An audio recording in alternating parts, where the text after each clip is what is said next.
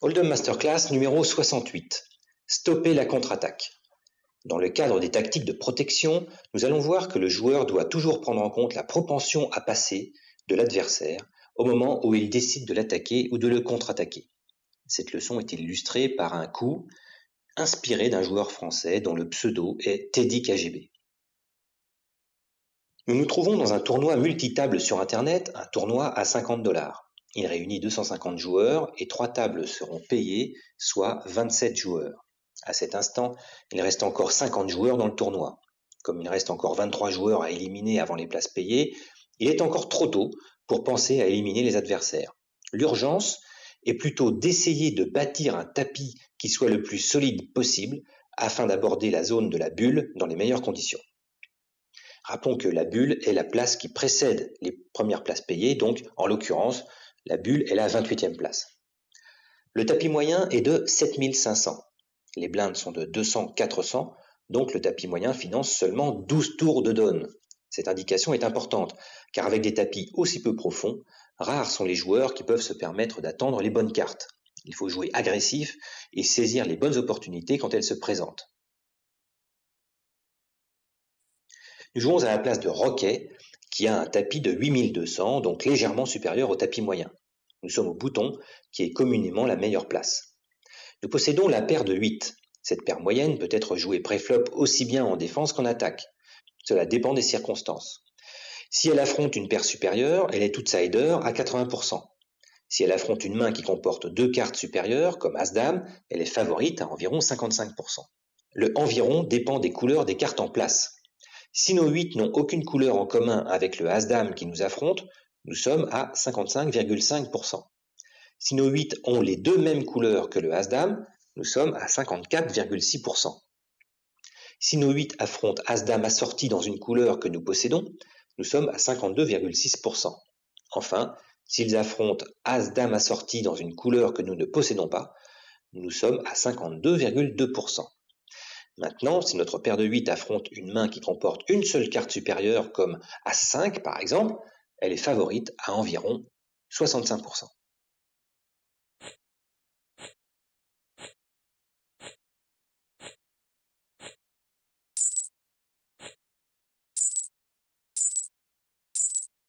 Tous les joueurs qui nous précèdent passent, nous relançons à 1500, le petit blind passe, le gros blind surrelance à 3000, nous surrelançons à tapis à 8200 et le gros blind paye notre tapis. Tous les joueurs qui nous précèdent passent.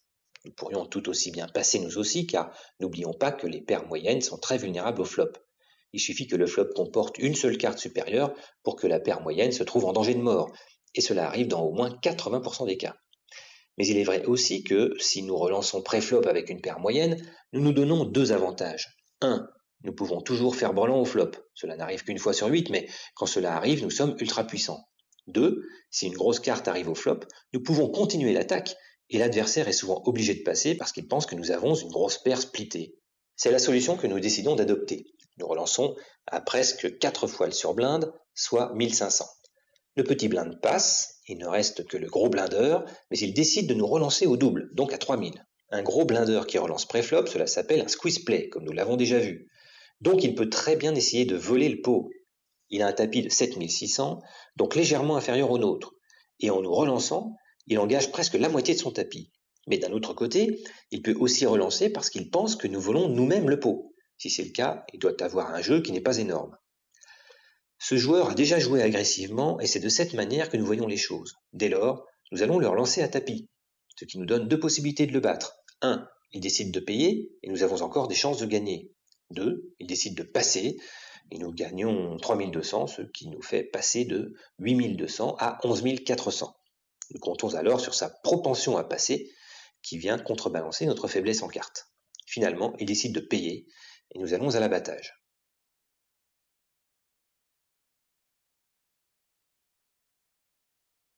Le tableau ne nous a pas amélioré et malgré un flop favorable, nous perdons le coup à cause de l'As qui tombe à la turn et qui donne une paire d'As à notre adversaire, doté de la main As-9 dépareillé.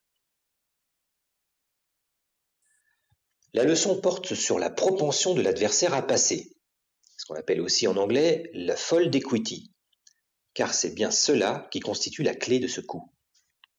Quand Roquet décide de surrelancer Yves préflop, il compte uniquement sur la propension de Yves à passer. Ce qu'il veut ici, c'est obliger Yves à jeter sa main pour lui abandonner le coup. Or, il faut prendre deux choses en compte. 1. On sait que Yves est un joueur agressif. Or, il a déjà mis la moitié de son tapis dans ce coup. S'il a un semblant de potentiel en main, il est probable qu'il va payer son tapis, donc sa propension à passer est très basse. 2. En relançant à tapis, Roquet ne se demande pas du tout ce que Yves peut avoir comme main. Or, une bonne observation des coups précédents peut donner une information à ce sujet. Fait-il ce move avec une grosse paire, ou au contraire avec une main comme As-Dame ou As-Roi? Sans même connaître Yves, on peut dire que s'il ne relance pas all-in ici, c'est a priori parce qu'il n'a pas de paire moyenne, car c'est une relance très courante pour celui qui recherche à avoir au moins 50% d'avantage au flop. Avant de relancer de son tapis pré-flop, il faut que le joueur analyse la situation de telle manière qu'il soit persuadé d'avoir au moins 65% de chances de gagner, et non pas 50%. 50%, c'est trop peu. S'il joue avec 50% de chances de gagner, il s'en remet à la chance. Il joue à la roulette, et il fait fi des avantages qu'il peut avoir sur l'adversaire. Au poker, il faut toujours essayer de dégager un avantage mathématique sur l'adversaire et de l'exploiter, et non pas jouer à la roulette ou ce qu'on appelle aussi le coin flip. Admettons que comme Yves n'a pas relancé à tapis, il n'a pas de paire moyenne. Il reste donc deux types de mains probables, la grosse paire ou la main de type As-Roi. Dans ces deux cas, nous allons regarder de près ce qui se passe si nous sommes payés de notre tapis ou si nous faisons fuir l'adversaire. Si Yves a une grosse paire, nous sommes en mauvaise posture, car nous n'avons que 20% de chance de gagner s'il paye. Et la propension qu'il a à passer est très faible. Éventuellement, il peut passer une fois sur deux s'il a les valets, mais s'il a paire de dames, de roi ou d'as, cette propension à passer est de 0 selon nous. Donc au final, il n'y a que dans un demi-cas sur 4 que notre surrelance le fait fuir, soit 12%. Pour résumer ce cas, dans 12% des cas, on gagne 3200, dans 88% des cas, on gagne une fois sur 5 les 3200. Au final, en cumulant les deux résultats, le duel contre une paire supérieure ne nous rapporte que dans 30% des cas.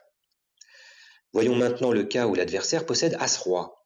C'est un cas plus favorable pour Roquet, car il possède déjà une paire, ce qui n'est pas le cas d'Yves. Si Yves décide de payer, on a vu que les chances étaient d'environ 55% en faveur de Roquet. Si Yves ne décide pas de payer, cela dépend de sa propension à passer. Or, on sait que c'est un joueur agressif, et qui plus est, qui a déjà misé la moitié de son tapis. Nous allons évaluer sa propension à passer à 25%. Cela signifie que d'après nous, il va passer une fois sur 4, et il va payer 3 fois sur 4.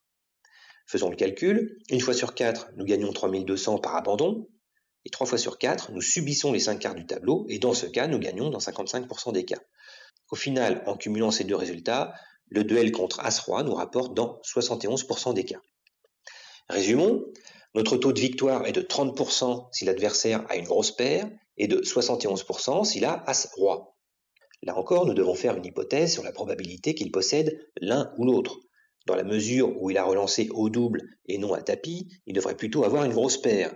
Donc donnons une probabilité de 75% à la grosse paire et de 25% pour As-Roi. Si nous appliquons maintenant ces deux fréquences au taux de victoire que nous avons calculé, on obtient un taux final global pondéré de 47%, qui est même inférieur au taux de 50% dont on parlait auparavant. Conclusion, en relançant all-in ici, nous nous engageons dans une voie où nous ne ressortons gagnants que dans 47% des cas, même pas une fois sur deux. Évidemment, il est hors de question pour vous de faire des calculs compliqués pour connaître votre capacité à gagner le coup. Ici, deux éléments entrent dans la décision. 1. Le fait que l'adversaire ne surrelance pas à tapis. 2. La propension très faible de l'adversaire à passer. Ces deux éléments doivent indiquer à Roquet qu'il n'a vraiment pas intérêt à relancer all-in et qu'il doit au contraire jeter ses cartes calmement en attendant des circonstances moins dangereuses. S'il avait quitté le coup de cette manière, il lui serait resté encore 6700 pour continuer le tournoi, soit un peu moins que le tapis moyen. Un mot enfin sur le jeu de Yves. Il a As-9, il surrelance préflop à la moitié de son tapis, et il paye le tapis adverse, ce qui engage la totalité de son tapis personnel. C'est évidemment de la folie, et s'il joue toujours de cette manière, nous voyons mal à l'école française de poker comment il va pouvoir gagner un jour un tournoi. Qu'il surrelance préflop, pourquoi pas, mais qu'il le fasse alors à tapis, pour profiter d'une propension à passer importante de la part du relanceur. Il paie ensuite la surrelance à tapis, mais cela ne se justifie en aucun cas par le fait qu'il a déjà misé la moitié de son tapis, car il est simplement idiot de miser encore un seul jeton dans un coup où l'on ne se voit plus du tout favori.